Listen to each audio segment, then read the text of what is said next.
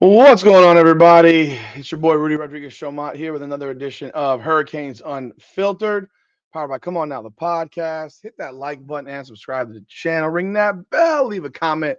Let me know your thoughts on the content. I appreciate y'all continued support of this channel. I glazed over this, or glossed over this topic a little bit last night in my video about the Hurricanes being ranked number 15 in the CFP that was dropped last night, and there's a couple of things that I want to look back at.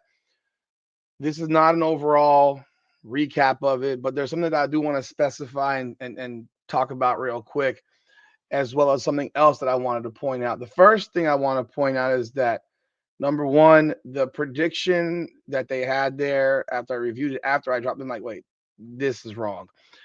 The prediction isn't that the Canes are an 11 seed. Their prediction is based on situations right now. So the situation right now has Miami as an 11 seed in the prediction because in the current CFP ranking, the Miami Hurricanes are ranked the highest of all the ACC teams. Now, we all know that the odds of Miami making it to the college football playoffs, I'm sorry, to the ACC championship game specifically, are kind of slim. They actually have a much better chance to make it to the college football playoff over making it to the ACC championship game. So when they did that prediction, they're slotted at 11 because they are the highest ranked ACC team. Not that they predict them to win the ACC championship, which is they can't really predict. You can't really predict that right now. So that's why ESPN dropped what it dropped. So I wanted to clarify on that because I did mention like how there people are getting excited about them being predicted in a certain spot when the reality is it's not really a real prediction. And that's also why Texas is currently projected at number 10 because that's where they're ranked. They're ranked at number 10. And that's why they're projected at 10 because anyone with half of a brain does not expect Texas to beat Alabama next week. So, or this weekend. So that's that. Now, the purpose of this video, realistically, and again, back to the thing about the hurricane projection. If the Canes win out, the Canes are going to be higher than an 11 seed. Mark it down. They will not be an 11 seed. They'll be ranked higher than that. They will be probably a 9 or an 8. That's the way I see it.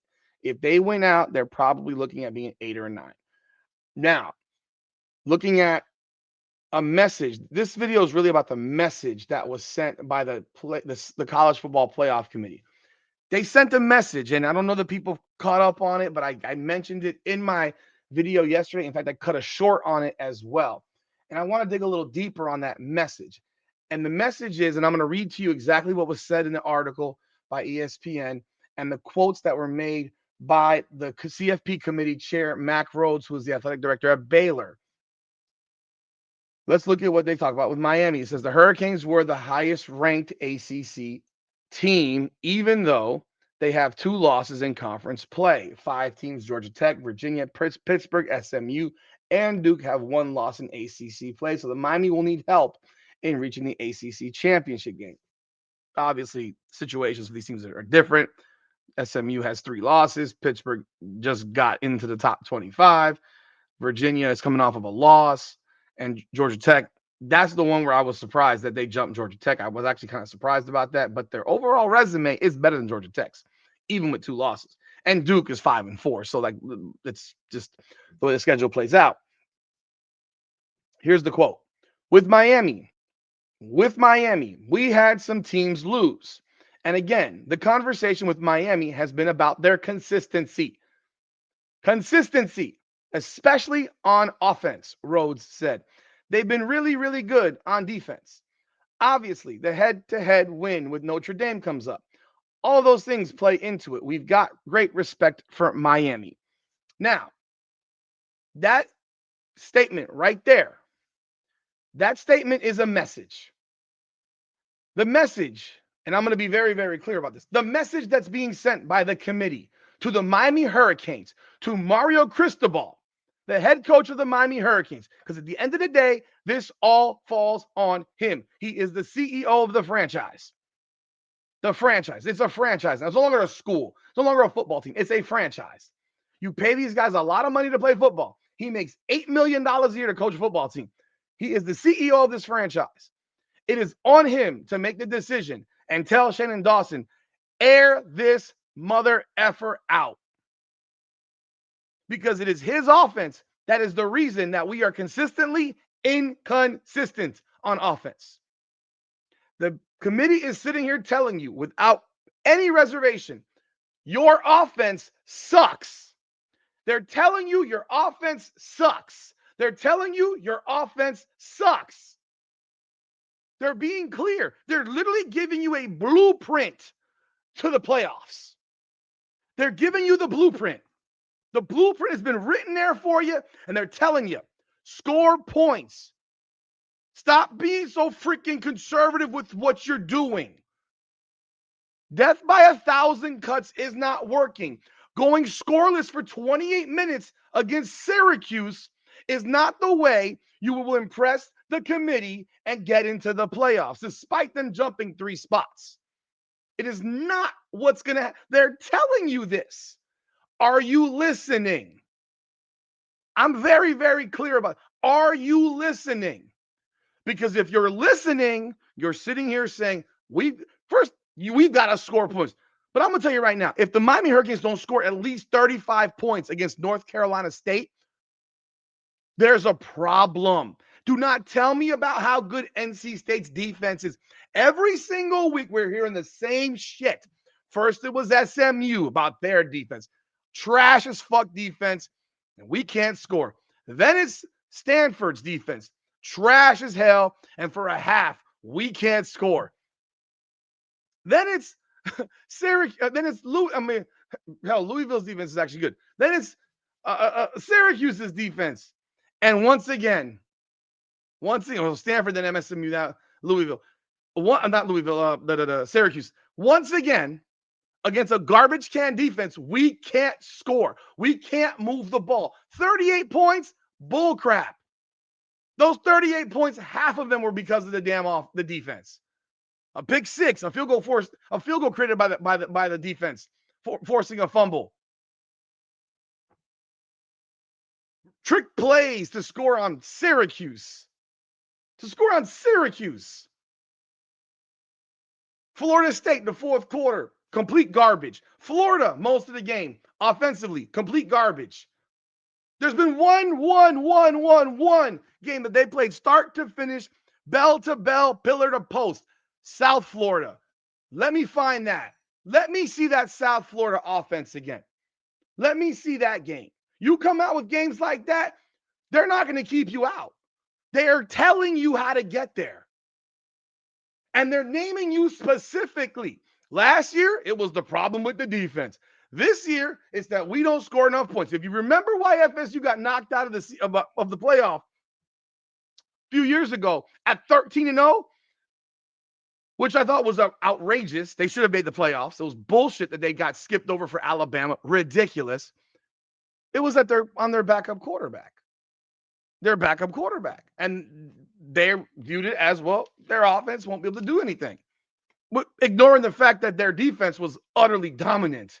Ignoring the fact their defense was dominant. Most of us grew up with defense wins championships. Not in the minds of the CFP. They want balance. They want good defense. They want good off. They want good defense, good offense. Now, I will say this as a continuation. They're also completely massive hypocrites. They're completely full of crap. Because Miami right now, and I'll bring it up for you, has a better scoring offense than 3 of the teams that are ranked in the top 12 right now. And that's the problem that exists when it comes to this committee, the lack of consistency. Currently, yards per game, Miami Hurricanes are behind BYU. They are behind. Hell, let's do it the easier way. Miami averages more yards of offense, more than Alabama, ranked 4th.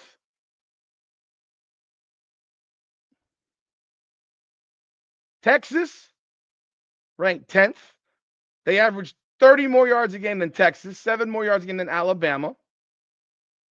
They average 37 more yards than Oklahoma, ranked 11th. So there's 3 of your top 12 teams that Miami averages more yards than, but you're telling us that our offense has to be better. Our offense is if our offense is inconsistent, then tell me how in the world Oklahoma and Texas is not inconsistent. Yet you have Texas and Oklahoma ranked 10th and 11th. Make that make sense with your fraudulent excuses. Your fraudulent excuses. I'll go another one. Miami smashed Florida. Texas got drugged by Florida in week 6. Texas falls out of the rankings, losing to Florida, and yet manages in 4 games to jump from number 27 up to number 11 in the AP. Number 10 in the CFP, which makes it even more ridiculous, by beating Vanderbilt, needing miracles against Mississippi State, and needing a miracle against Kentucky, overtime games to beat those bums. But they beat Vanderbilt, and who else did they beat? Vanderbilt and Oklahoma. Oklahoma coming off of a game where John Mateer had been out for a few weeks, his first game back. So you played an injured level of John Mateer for Oklahoma, and you played Vanderbilt, who's really, I think, just another team. Just another team. But again, Texas struggled against San Jose State. They struggled against UTEP. They got their non-conference of San Jose State, UTEP, and Sam Houston State, and they lost to Ohio State, scored 7 points. Come on, man. Come on.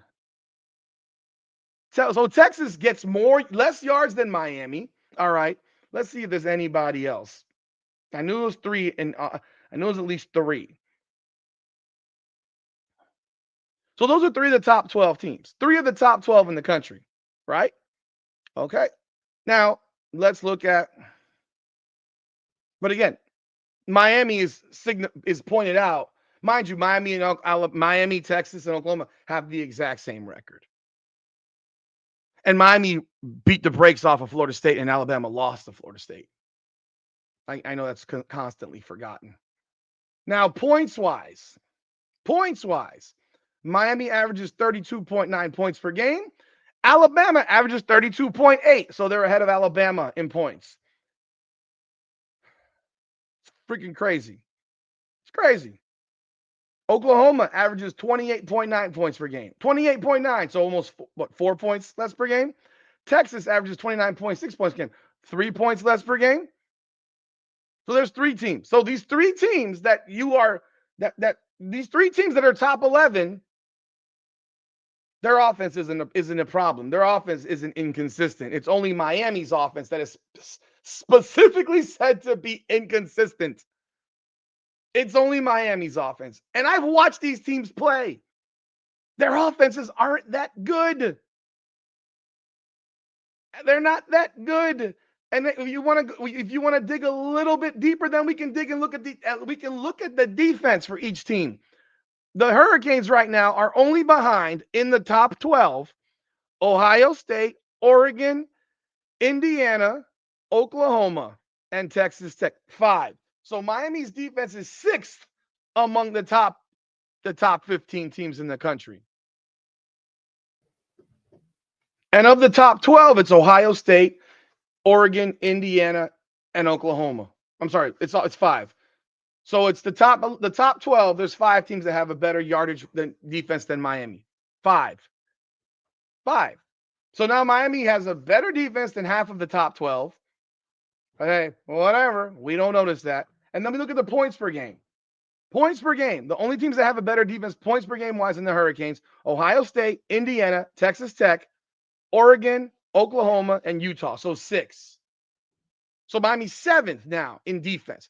So 7th, they're better than half of the top 12 in defense, and they're better than 3 of the top 12 in offense. But Miami's offense was pointed out. Explain that. Texas has a worse defense and worse offense than Miami. Texas has a game against UTEP. They scored 27 points.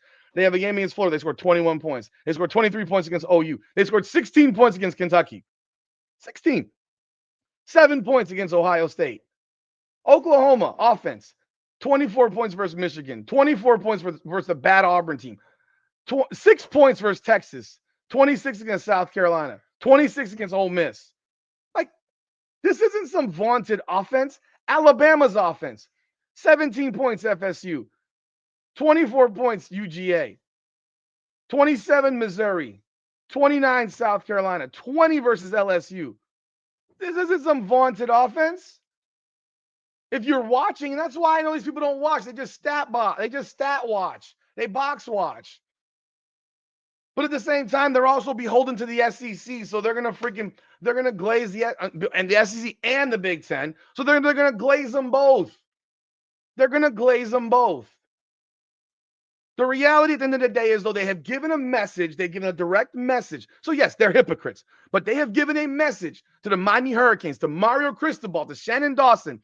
Open your offense up. Open the offense up. These 7-7 games at halftime, I don't want to look at that crap. If I see you 7-7 at halftime with NC State, that ain't helping you when NC State's defense is one of the worst defenses in America. It's one of the worst defenses in America.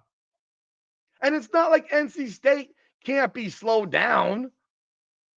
It ain't like they haven't been shut down this year. They've been shut down. They've been shut down multiple times. They scored 7 points at Notre Dame. They scored 21 points against a terrible Virginia Tech team. They scored 24 versus East Carolina. They've been shut down. Yeah, they played great versus Georgia Tech. Miami's defense is better than all them defenses. All of them. So we're not going to go into the head-to-heads and all that stuff. I mean, there's 1,000 reasons that Miami, if you throw everyone's name on the table and put their resumes, not the dates of the game that they played, because we know that's not supposed to matter, but it does. You would pick Miami would be a top 12 team. We know this. This isn't even up for debate. We know it because their resume is better.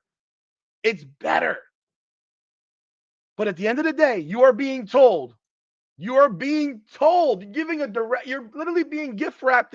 You're being given the answer to the test. The answer to the test is being handed to you.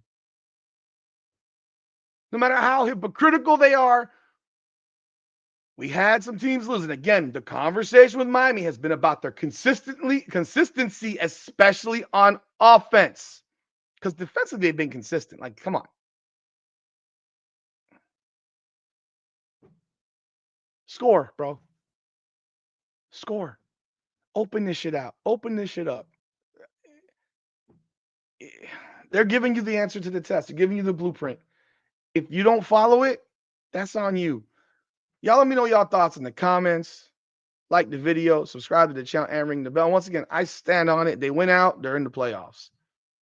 But they're going to make it a lot harder on themselves if they win these games 27-21 and 17-14 and stuff like that. And you make games competitive at halftime that shouldn't be competitive. The only game that's left on their schedule that should be competitive is Pittsburgh.